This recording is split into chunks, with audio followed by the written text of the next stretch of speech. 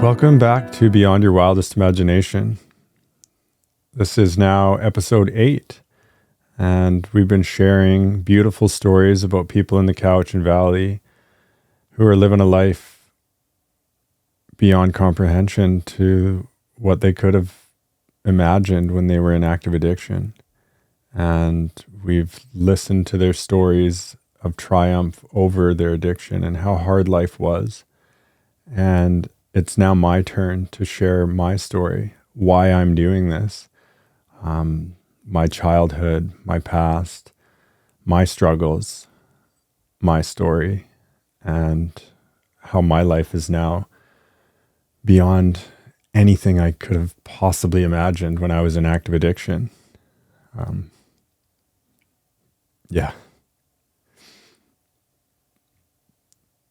The reason I'm doing this is to help just one person.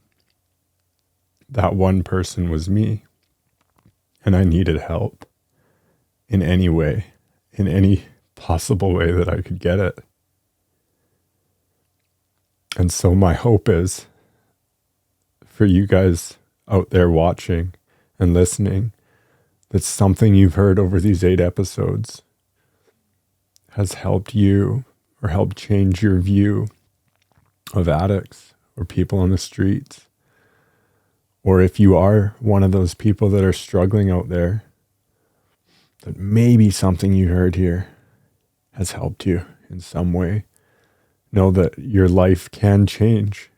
It is possible, and you don't have to do it alone, and you can thrive. You can have an amazing life. I promise.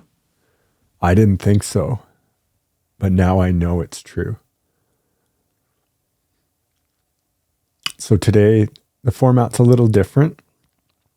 It's just myself and my story, and I think it's important so you guys can get to know me a little better and know why I'm doing this. Let's go back to when I was a child. You know, I grew up in the Cowichan Valley. I actually grew up in Lake Cowichan. And my family had its challenges for sure.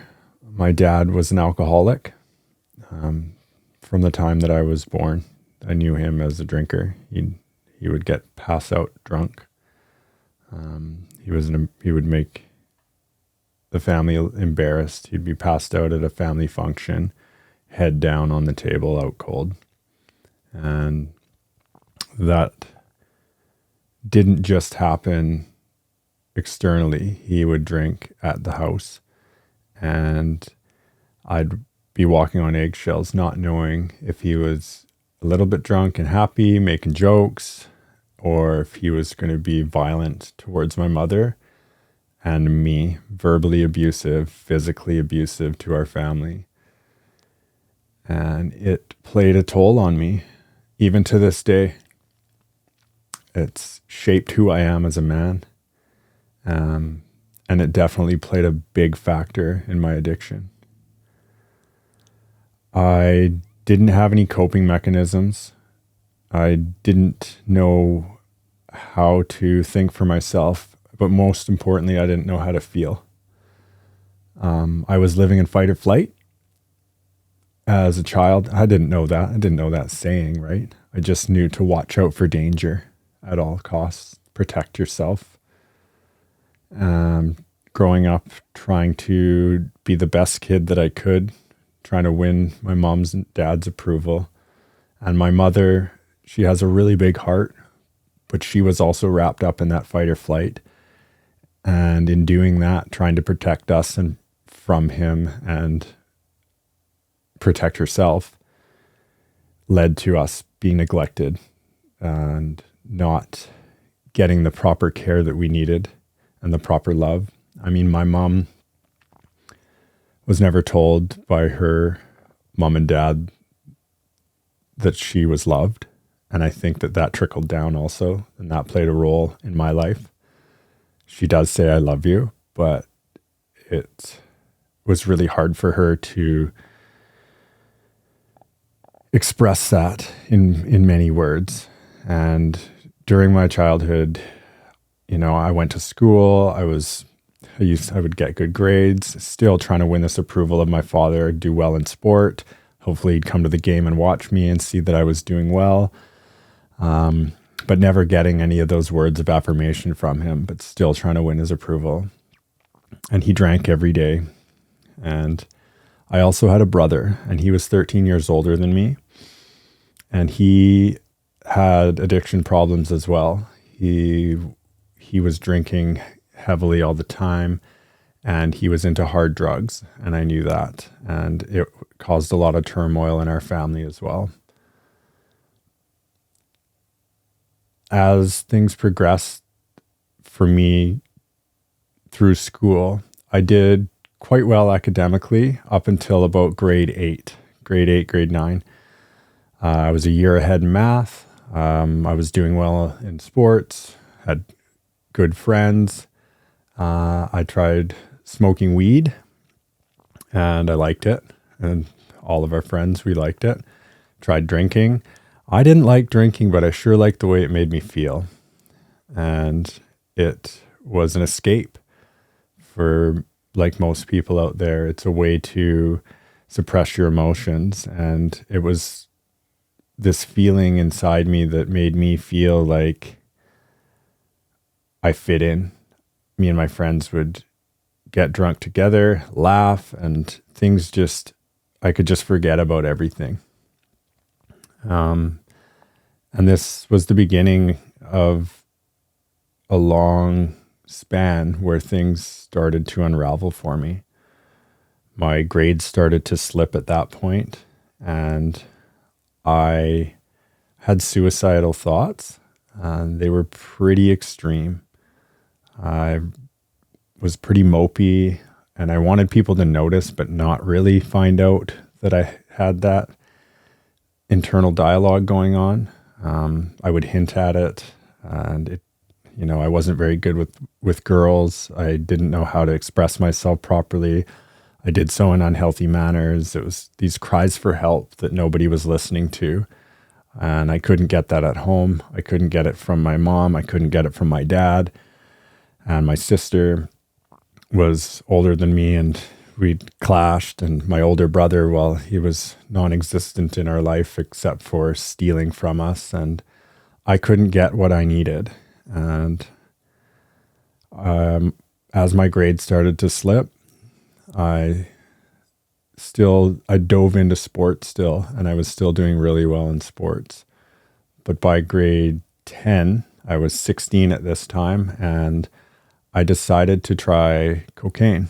I really wanted to. Some of my friends were doing it, and it was this sneaky thing that people were doing, and some of a grade older than me, they were doing it, and I really wanted to try it. And I remember him saying, "No, you don't want to do this." And I did. It was exciting to me, and I did it, and I liked it a lot. And it gave me this feeling of me being unstoppable, invincible. I was okay. I felt good in my body. Probably for the first time in my life, I felt I knew what to say, what to do. I felt powerful. And all of those things were inside me, but they were able to come out. And I don't think that everybody gets addicted to drugs, but people that do find what I'm talking about, that power, that love, that good feeling. I didn't get it when I was younger. And so when I found it in drugs, I latched onto it like a mother's love, like a father's love, like a piece of acceptance. Like I grabbed hold of it. It was what I'd been missing, and not the drug itself, but the way it made me feel inside. And that was scary. At first it was fun. But the suicide thoughts came. I actually tried to commit suicide a few times. A couple times I tried to slit my wrists. And I felt like a failure even at that because I couldn't do it. I would have the razor blade there and I wasn't doing it. And it's this weird mix of emotions where I couldn't do it. And that brought more shame. And I found myself in my parents' basement with my dad's gun in my mouth on more than one occasion. That was the closest I ever was to committing suicide. That was a really dark, really scary time for me. And I am so glad I didn't. And I didn't want to die. But I wanted the pain to stop. I wanted to hit the emergency button and just have life go away. And I didn't know any other way. I didn't have any solutions. I didn't have any tools. I didn't have anyone. And I didn't reach out. I didn't even know what reach out meant. I'd just been burying all of my emotions and all of my thoughts. And it was a really hard time for myself. On the outside, everything looked great. You know, captain of my hockey team, captain of the volleyball team, captain of the basketball team. Lots of friends, in good shape, laughing all the time, joking around. But internally, I was really struggling. It was ripping me apart. And that first line of cocaine I did when I was 16, by my graduation year, I was a full-blown addict. It went from being fun doing it here and there at a party to missing school because of it, stealing. By the time I'd graduated, I was writing checks from my grandma and forging her signature and going to the bank and pulling out money to buy more drugs. And I was stealing change from friends at parties. Like, it was pretty destitute and very embarrassing and shameful, even now to talk about, especially to a larger audience. It's my truth, and it's not pretty. I chose drugs over everything, and it ruined my life. I stopped playing sports, except for drop-in hockey shortly after high school. I lived with my mom, and if I didn't have that, I probably would have been on the streets. This continued a dark spiral from the time I was 16. I ended up moving out to Saskatchewan to go live with my aunt and uncle and my cousins because they found out that I was stealing from my grandma's checkbooks. And they were like, you need to come and live with us. And that actually didn't help much. I ended up partying out there even worse. And I said I was going to come back for summer vacation, and I did. And then I made sure to bring all my stuff because I was not returning. This was in 2004, so I was only 2 years post-graduation at this time, which means in a couple of short years, my life had completely unraveled due to drug use. I was smoking crack and getting blackout drunk, waking up, not knowing where I was, what I'd done, how many days I'd been partying for. Throughout this, drinking and driving was something that I did, something that all my friends did growing up. And I'm lucky I didn't kill someone or myself, but really lucky I didn't hurt somebody else. After coming back in 2004 from Saskatchewan, I kept on this path and I kept partying, and then I kept telling myself, I'm not going to do this again. I'd go out for, on a Friday night and I'd be like, okay, that's it. I'm just going to party tonight. And that's it. And it would be Monday or Tuesday, and I hadn't even slept yet. And I'm stealing wine from my mom's, jumping in my mom's window with a ladder in the bathroom window because the door's locked, and stealing her wine and stealing money out of her purse, doing anything to feed my addiction, and watching myself do these horrible things. And I couldn't stop it. My soul inside, me, the essence of who I am, knowing these things are wrong and knowing like this is not the good boy inside of me that I know I am. I'm not this person. And I'm grabbing the wine and I'm thinking those things. And it's like this other person doing these things. And as I'm doing this, I see now I was grabbing for the wine and grabbing for the alcohol, grabbing for the cocaine. But really, I was grabbing at love, grabbing for something, grabbing for someone to pay attention to me. Pay attention to me. I need help. And I needed that help when I was a child. And because I didn't have it, I'm still grabbing. I'm still grabbing.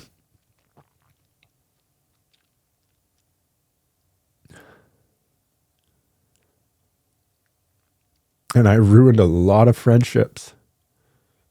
And I severed a lot of family relations.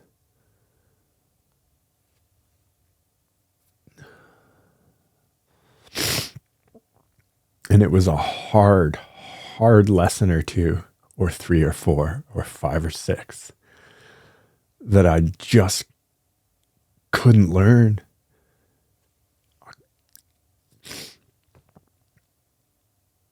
It just kept getting worse and worse and worse. And I went further and further into the spiral. I was in my 20s at this time. I'd totaled my mom's vehicles, drinking and driving and using drugs, just blacked out at the wheel. And I don't know how she didn't kick me out, but I could have easily been on the streets. I could have easily been dead. And I moved away in 2009 with my then girlfriend at the time to go to northern BC for work, get out of this town and try to find work and get things going. But my partner at the time also drank. She didn't have the issues that I did with cocaine, but we would party together and that was acceptable, and went up there and thought things would get better like I always did. You know, you can run away from the place, but I was running away from myself and I was bringing myself up there. So, and I hadn't faced any problem or hadn't faced any issues in myself or fixed anything. So they came with me and I continued to use. And when you're an addict, you always find ways, no matter how hard it is. You know, even if I said I was just going to drink, by the time you get drunk, or even have a few, all of that strength that you have goes out the window. And now I'm asking random people at the bar for cocaine, like doing things I never would have dreamt of doing, or trading things, or getting rid of my grad ring and selling things, like all these things I never would do. Oh, I'm not that bad. And I did them.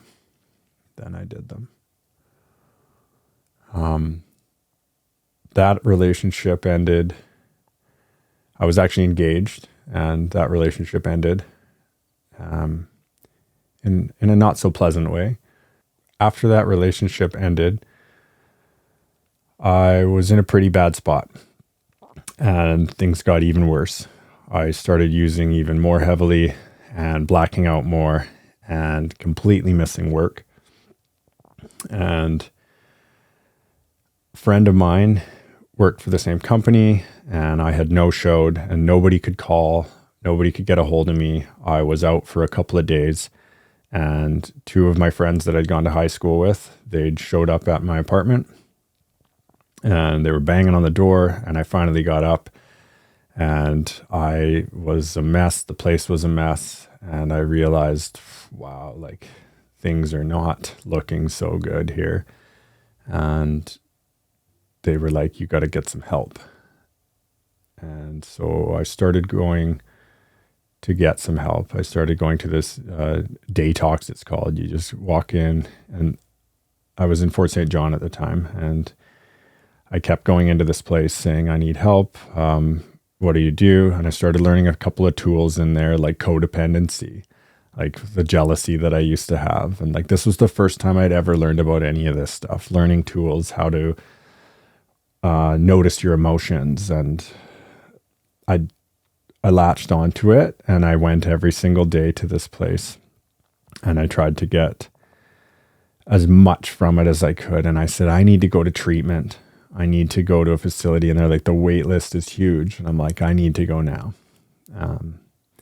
They said, okay, your name's on a list. You'll have to wait. And I waited, and I kept coming in each day. And I don't remember how many days went by, but out of the blue, they were like, okay, this one spot's opened up. It's an all Indigenous rehab facilitation center, and they've never had a white man there. And you can go, but you need to go tomorrow. A spot's opened up. Will you go? I said, I was scared. I was terrified. But I said, yeah, I need to do this. It was time to change. So I packed up my stuff and I went. I think they picked me up in a bus, and I took what little belongings I had, and I went.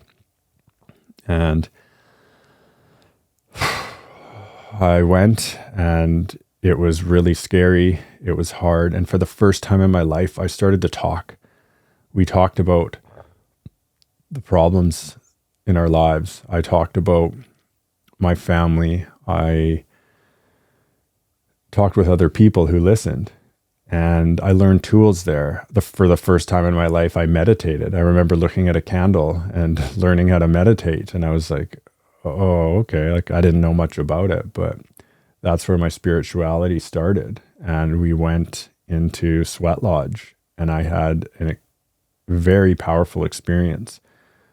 I won't fully get into it here out of respect for the ceremony, but a piece of apologizing to my mother in that ceremony brought a lot of grief, but also a transformation inside me that realized my wrongdoings and a path to possibly healing some of it. I also wrote a letter to my dad while I was in there. It was this practice of how to say what you need to say, regardless if the other person reads it or not. And I had some things to say about my dad, or to my dad. And I wrote this letter because he actually left when I was 15. He had taken all of our money and finally left. I mean, I'd begged my mom to leave him, and then he finally did when I was 15. Incidentally, it wasn't much longer after that I latched onto the cocaine. So you can see how those things are intertwined for sure. But that letter that I wrote to my dad, I said it out loud. We all did. And people witnessed me reading it. And as I did that, the tears flowed. They just came pouring out of me. And my heart was so hurt. But it was the beginnings of healing. And then we burnt that letter. And from that day, a lot of forgiveness was in my heart for my father. A lot. Not all, but a huge portion. And that lifted a weight and a burden off of me. It was huge. And it was a simple letter. It was a tool. And I didn't know anything about it. But man, did it change my life that day. And one other tool I learned in there was to find somebody that you quote unquote hate. Hate's a strong word, but back then I used it a lot. And we learned that you can find somebody that you dislike or hate, or loathe, despise, whatever it is, someone who's done you wrong. And this person had actually kissed my girlfriend, and I was so angry at him for that. It was rage inside me. And the tool was to, right before bed, write down "I love you" with this person's name and write it 10 times. And then wake up and do it 10 times again. And we did this for a week or two. And I was obviously against it and didn't think it was going to work, but I thought I would follow the protocol and do it. And with time, around as I was writing it, I started out with, I was so angry writing it because it wasn't computing with how I felt, but I kept writing it and writing it. And sure enough, after a couple of weeks of doing this, I can't remember how long I did it, but my feelings of rage lifted and they started to transform into dislike, and then a little bit further into right in the middle somewhere, neutral, to this is another human being. I am forgiving this person. And then it was like, love for this other human being and starting to see this human. And yes, he did this thing, but it was a flaw. And I have flaws. We all have flaws. And that forgiveness isn't just for him. It was to lighten my heart. And it just, piece by piece, it just started lifting off just a little bit by little bit. And at the end, again, it wasn't all gone for me, but a massive portion and a great, great tool I had just learned now. Forgiveness and letting go. Because forgiveness for me has nothing to do with the other person. I'm carrying that hate. It's inside of me, and I don't want that. I want to walk free and open and filled with love, vulnerability, and joy. And it's up to me to decide what I carry. It has nothing to do with anyone else. And that person is human. I'm human. We're all connected energetically. We're all the same. How could I fault my brother or my sister for doing anything?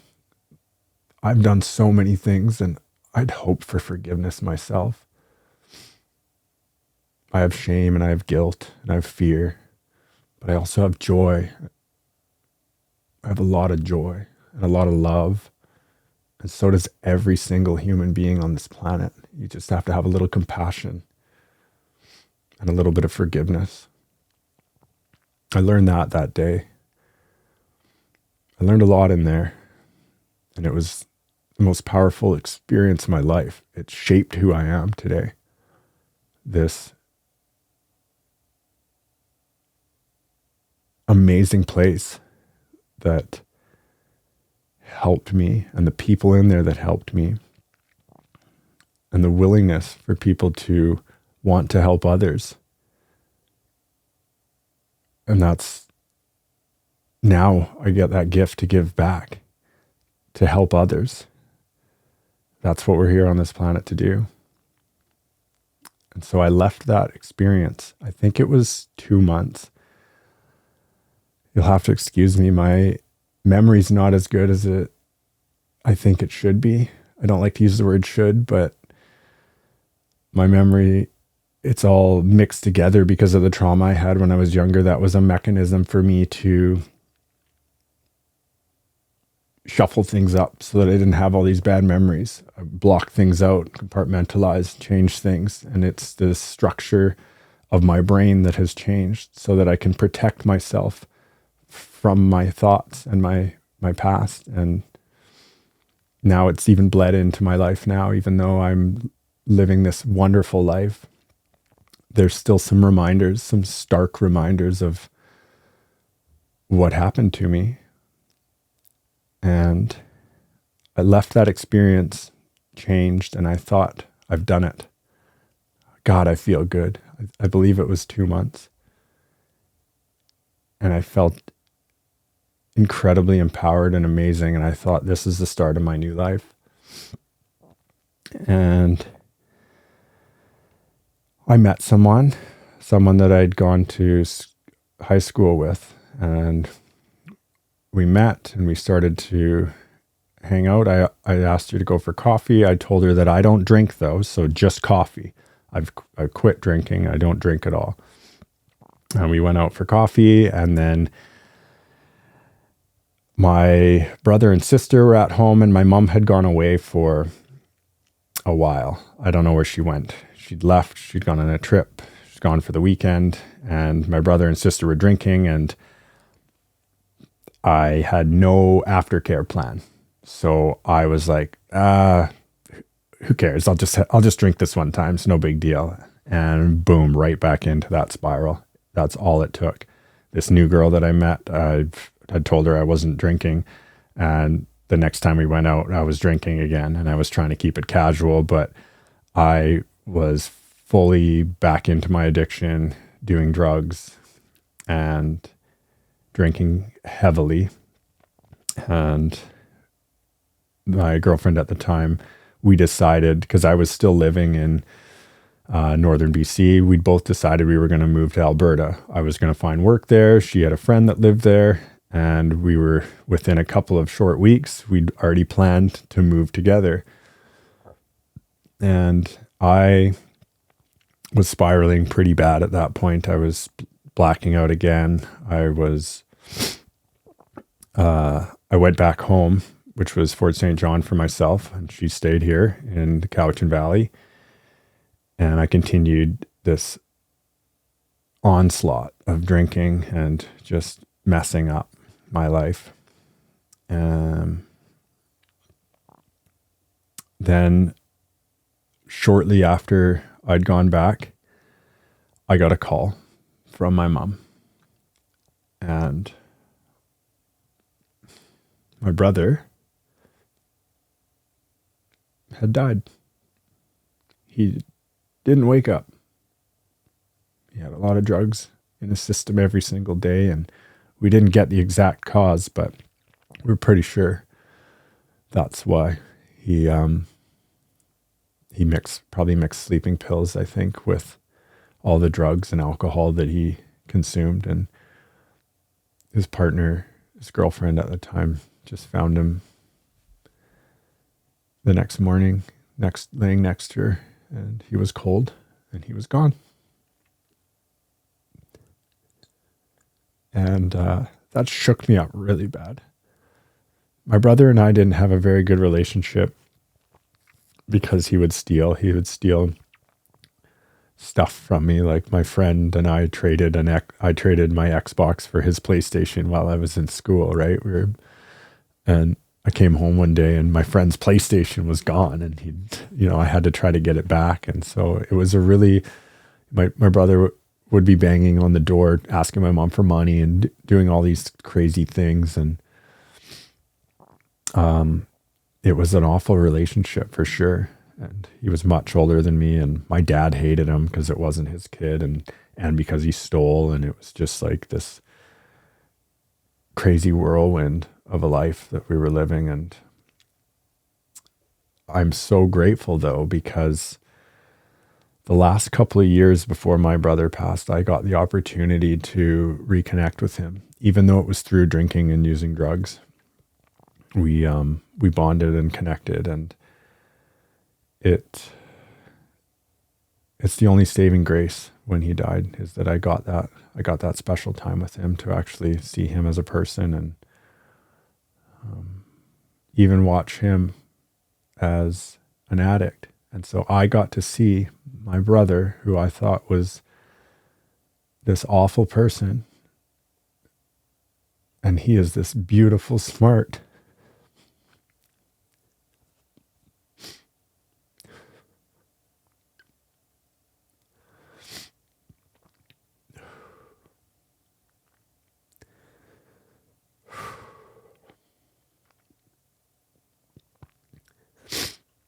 loving, caring human being that would do anything for anyone. He would take the shirt off his back. He would do everything he could in a day to get the beer that he needed to sustain his habit. And then he would give half of it away because he just cares for people. But nobody saw that. They just saw this thieving drug addict. He didn't want to be like that. Neither did I. And neither does anybody that's out there. It's not our choice. It's not their choice. Yes, they made bad choices and bad decisions, but believe me, if they could get rid of that pain, they would. If they could clean up and live in a house and eat fresh food and have nice shower and be clean shaven and feel clean and feel good in their body, they would want that. They do want that. And I got to learn that lesson that day, that over that time, that my brother is this amazing human, no matter what anybody says. I know. And I have more compassion in my heart. But it was really hard to lose him. Really hard. And that was my first experience losing somebody to drugs and alcohol. But it wouldn't be the last. And that shook me. But I didn't quit immediately. I actually, at his funeral, ended up getting wasted. And I kept using, and it got even worse because that was my only way, was to just keep pushing things down and get rid of it with this good feeling substance or substances. And so that happened for a little while. I was still with this girl, and it got so bad. We were living in Grand Prairie, and I was missing work and losing jobs, and she basically gave me an ultimatum and said, like, you got to get some help. Actually, I think I said, I'll go get some help. She was leaving, and I begged her not to. And I, at that point, looked around and realized, what am I doing? I am destroying everything in my life. Everything. And I had nothing, and I had no self-worth and no self-love. And my brother had just died going down that same path. And I didn't want to live that way.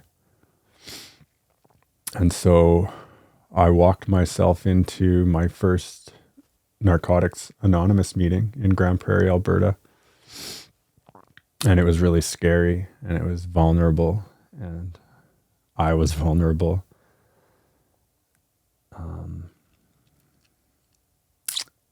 And I listened. I listened to people. I looked around, and they were telling their stories about why they're there, what's going on for them, how much clean time they have. And I thought, how am I going to get clean time? I'm on day one, and this is really hard. And there's people talking about what I got 5 years, 2 years, 10 years, 1 year, even 6 months. That seemed like, what? How do you do that? But I went and I spoke. I spoke about my life, about how I'm struggling. And it came out shaky and raw, and I cried. I cried every time I spoke. Sometimes I could barely get the words out, but I kept showing up. I would wake up at 5 a.m. and I'd go to the gym at 5:30 and I'd work out. I started to move my body, and then I would go to work for 12 or 13 hours working in Alberta. And then I would go straight from there to a meeting every single day. I did 90 meetings in 90 days. That's what they said was recommended to do if you want to get clean. And man, I wanted to get clean. I wanted a different life. I wanted things to change, and this was different. And I knew what wasn't working for me, and I was ready to latch on to something that might work for me. So I did it. I was all in. And it wasn't easy. I had to get rid of all my friends, many of which I now know are not my friends. They were just partying buddies, because I haven't heard from a lot of them. I've never even got a text from them saying, hey, you're doing amazing. Good to hear from you. I'm like, it doesn't matter. So most of the friends that you think you have out there, I'd check yourself on that. They might just be partying buddies. So that was an eye-opener. I went to 90 meetings in 90 days, and I just kept moving my thoughts every day, talking and letting it out. And it was healing, and it was more lessons that I was learning. And I met people in there that, this one guy, something he said, because I looked around the room and realized, that person's story, I'm like, I'm not that bad. I started comparing, right? And I'm like, I'm not a junkie. Looking around, and that's what I was saying to myself. And then, which is completely untrue. We all have our own issues, but at the time it was very, I don't belong here. I'm not as bad as these people. And this one guy stood up and he started talking, and he sounded like me, he looked like me, and he was a really good friend of mine. We became really good friends. And just listening to what he had to say had a big impact on me. Just listening to the words that came out of his mouth. And so that's that whole piece of like why I'm doing this. It's like maybe one word I say can help change somebody else. Maybe one word one of these guests says can help change somebody, because one word that guy spoke helped change me. It's that simple. Unfortunately, he went back out, and he died.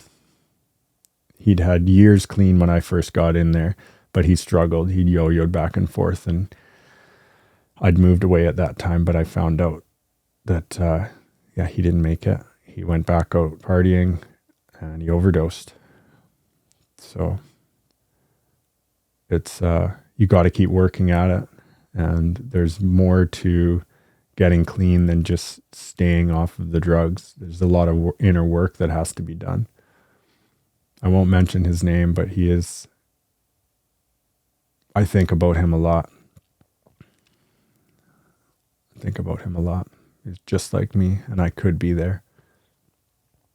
And so after those 90 meetings in 90 days, I kept seeing people come in like a revolving door. One guy would get a 30-day chip, and then we wouldn't see him for like a month, 2 months. And then he'd come back, and he'd come in for a 30-day chip. And some guys were, 6 months here and there, and people dropping off. And then there was people that stayed, and most people said, oh, you'll relapse to me. And I thought, challenge accepted. And I didn't relapse I went 2.5 years after that first day I stepped in, starting that 90 meetings in 90 days. 2.5 years of my life, and things were good. I remember my 1 year, I flew my mom and my sister and my niece out to come to my 1 year celebration. They call it a cake in NA. And I was so proud, and it was a beautiful moment because, man, I had caused a lot of pain for my mother, a lot. And for her to see that I had a year clean, it was pretty incredible. And I just kept going, and things got better in my life. As I changed, so did everything around me. Everything changed. I was healthier. I was eating, putting beautiful food in my body. Like, my relationship to food changed. My relationship to other people changed. My relationship to myself changed. I started to like myself. I wouldn't say love yet at this point, but I sure liked myself. I thought it was love, but looking back, I still had a lot of work to do. I kept going and working and digging deeper, but then one day, I think I had what they call reservations in Narcotics Anonymous, and that is when you think one day if, one day when I'm cured, I'll be able to have a drink, or I wish I could have a drink. Look at everybody having fun. I'd like to do that too. And I will once, eventually I'll be able to do it. I'm sure. And I'm sure I could just have one at that point. My partner went away, and I don't know what was inside me, what made me do it, but I decided to have a drink, and it didn't take more than an hour before I was getting my drug of choice again and going down on a 3-day bender. Just like that. Happened immediately, so fast. And it's knocked me off my feet, unexpected, after 2.5 years of all this work and the shame and the guilt. Everything came flooding back.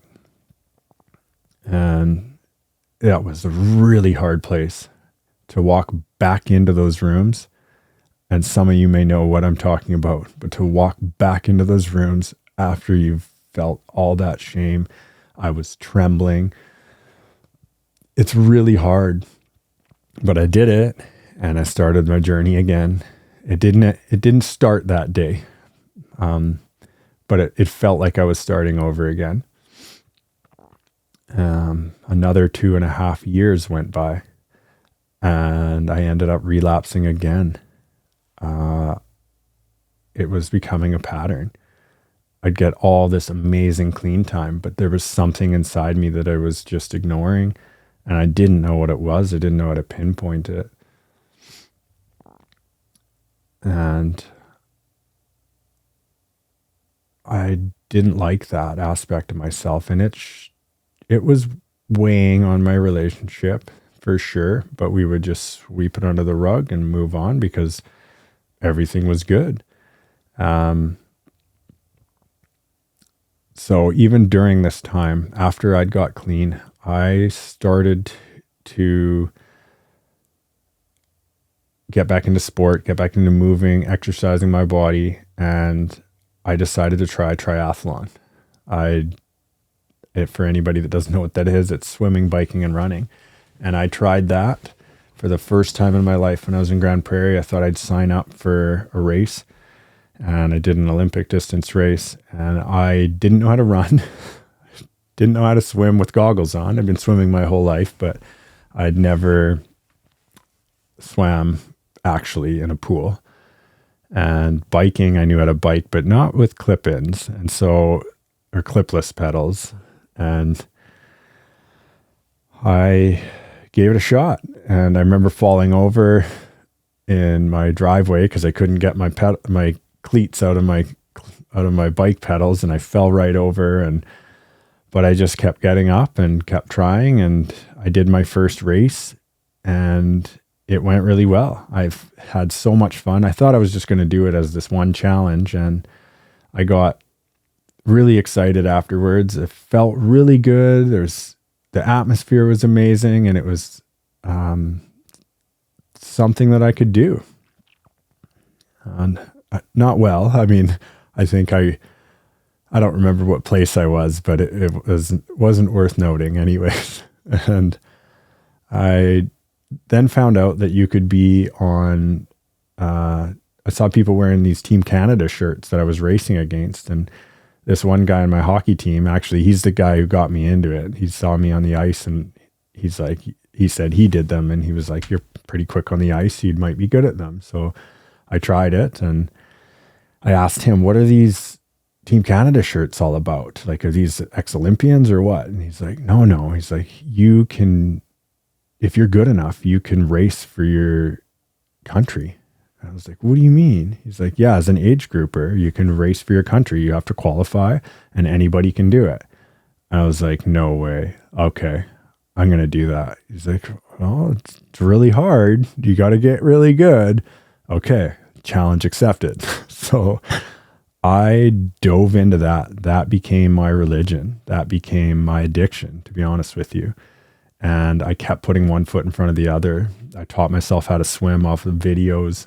I would videotape myself and then look at it again to see what I needed to correct.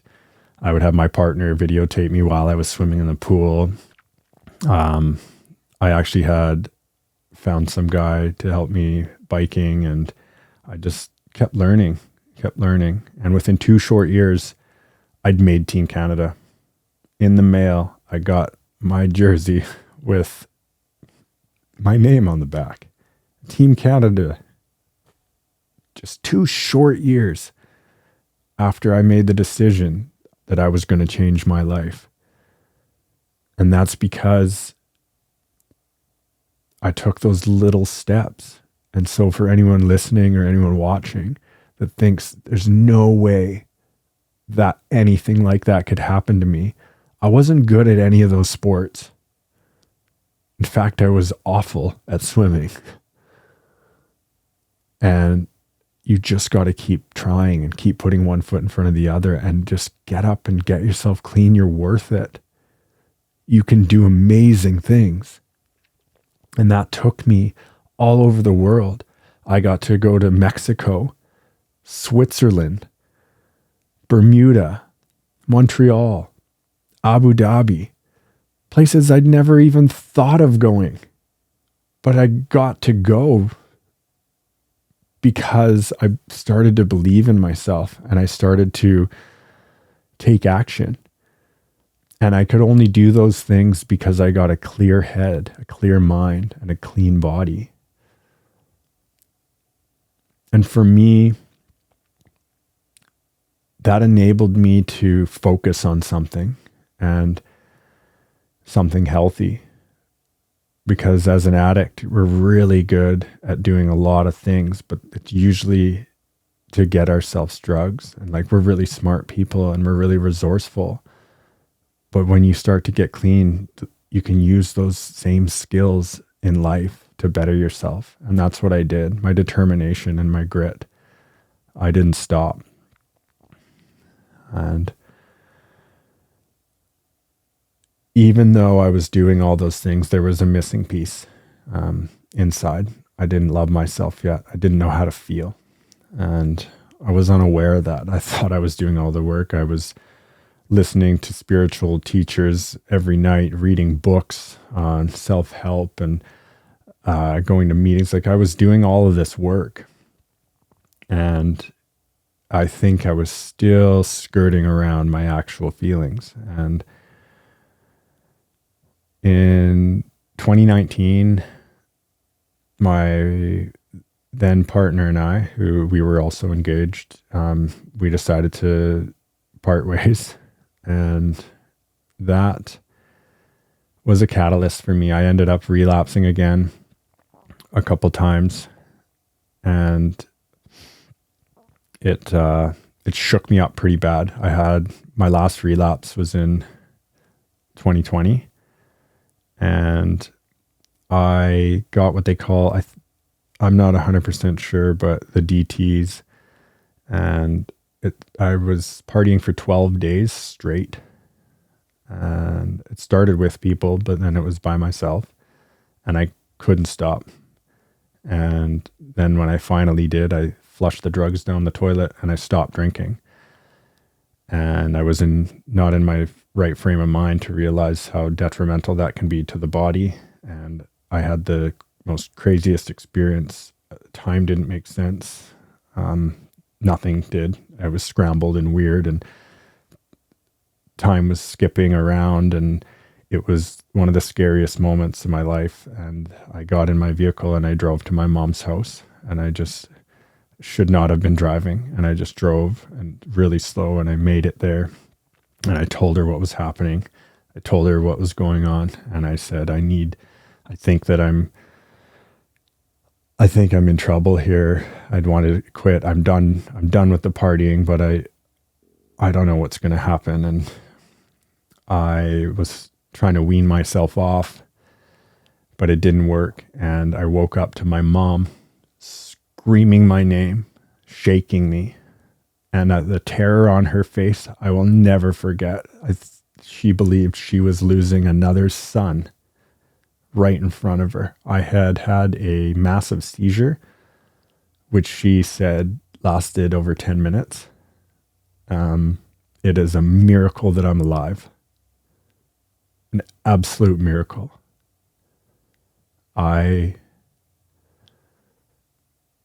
That was the scariest day of my life, to see my mom's face. And I remember going to the hospital, and they checked all my vitals and they did scans, and they said, everything's fine. You're in immaculate condition. Wow. They said, you're lucky, you're in really good shape. You should have brain damage or be dead or something along those lines. All I can say is that was a miracle. There's no way I should have survived that. From that moment on, I did some really, really deep work on myself. It wasn't like everything I'd done up until that point didn't count for anything. I had done some extensive work on myself. But that missing piece was being able to really sit with my emotions and stop running from them. And I don't know exactly what that piece was. I wish I could remember exactly how it changed for me, but I was able to fully feel and process emotions, anything, good, bad, indifferent, boredom, any type of feeling that came up. I sat with them and processed them and felt them. And I have never had the desire to drink since then. And my father, who I hadn't seen in many, many years, he died. I got the phone call that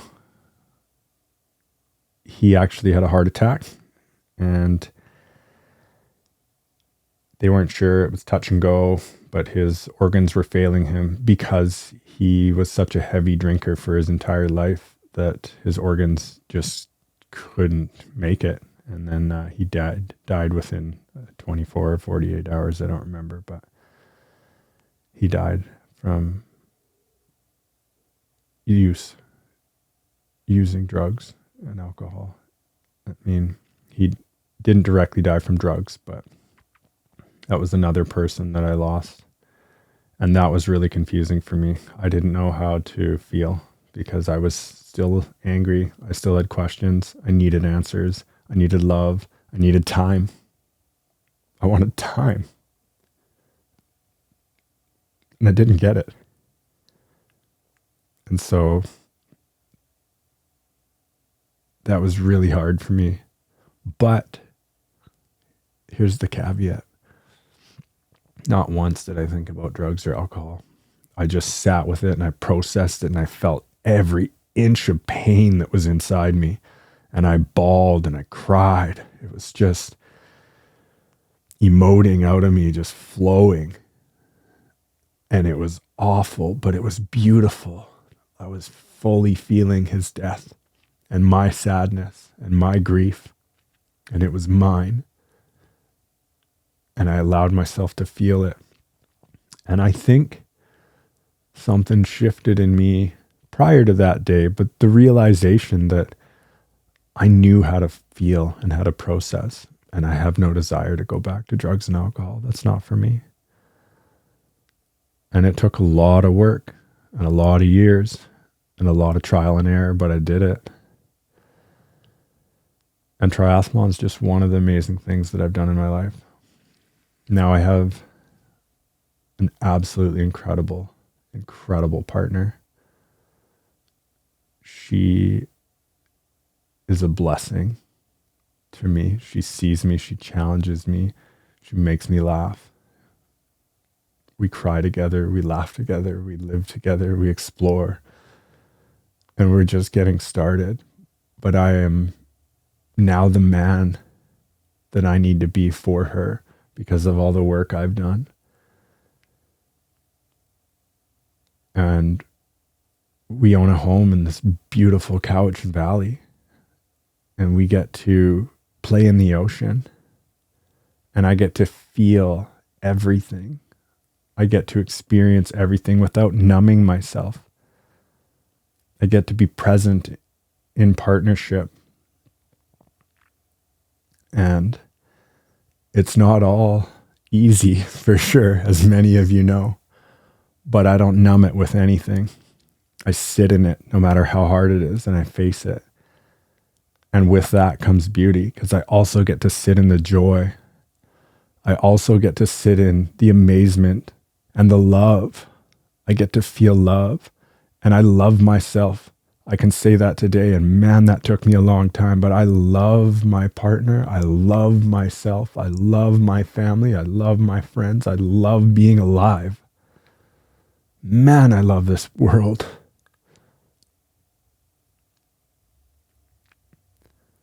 But most importantly, I love myself. I truly do. And you can too. You just have to start with one little step. Do something positive for yourself today. Reach out to someone and say, hey, I'm struggling. Hey, I'd like some help. What can I do?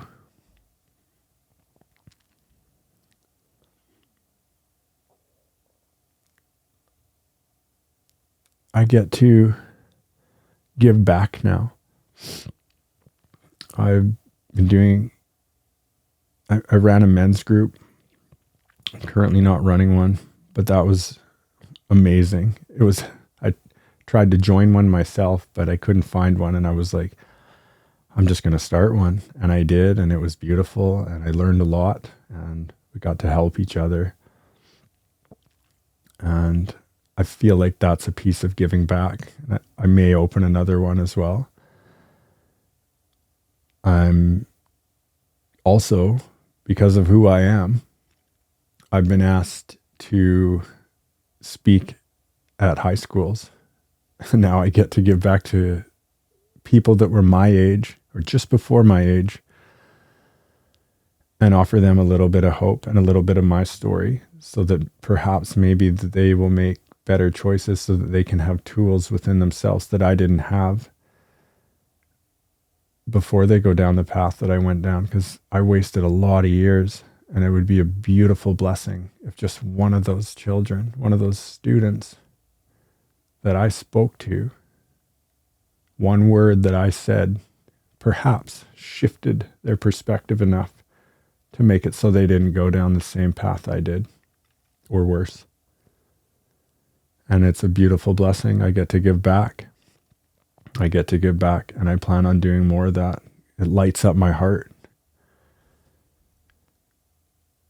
And now I'm also doing integrative somatic therapy practice, which is me helping people heal from their traumas in a body level, like at a body level. So maybe they can move some of the stuck energy out of their body, and I can help facilitate that so that they can live a better life, and that they can be free of anxieties and fears and shame and guilt and all the traumas that they've had to face. It's all about helping people for me now, and giving back. And this podcast, like, it's another opportunity, and things just have a funny way of working out when you start to align yourself with what's good and what's right. And this just landed in my lap, and I'm so grateful. I feel like I am the person to be sharing this message. And the people and the guests have just landed exactly where they needed to be on this podcast. And I'm so grateful that they have been here. And I'm so grateful for all of you listening.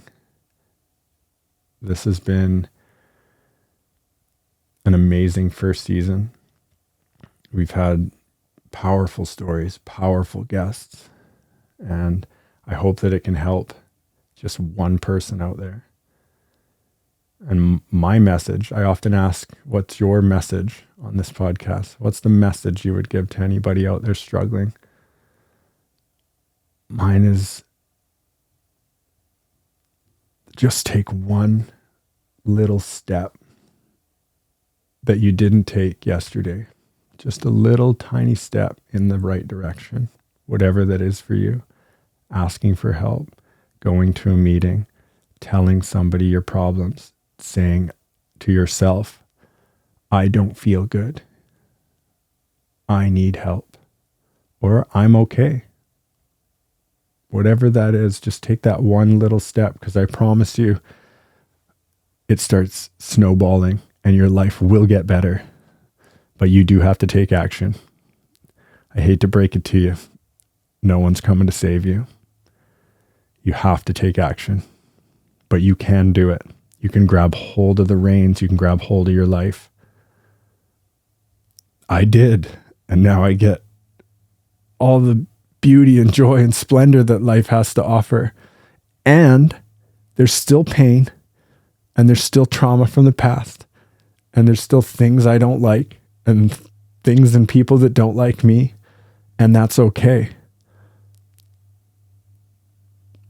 Because I know how to deal with it now. And it all started with me taking that one little step in the right direction. And if you're relapsing, that's okay too. It doesn't mean you're starting from scratch. Just take another baby step. Take what you've learned, take it with you, and keep moving forward. And know that there's other people out there that are going through the same thing you are. And there's people out there that love you and care about you. And I love you. And I care about you, no matter who you are or what you've done. You're worth it. We're all worth it. So thank you so much for tuning in to Beyond Your Wildest Imagination. This podcast has opened up my mind a little bit more, and definitely my heart. And I hope that you've taken something away from this as well. So thank you.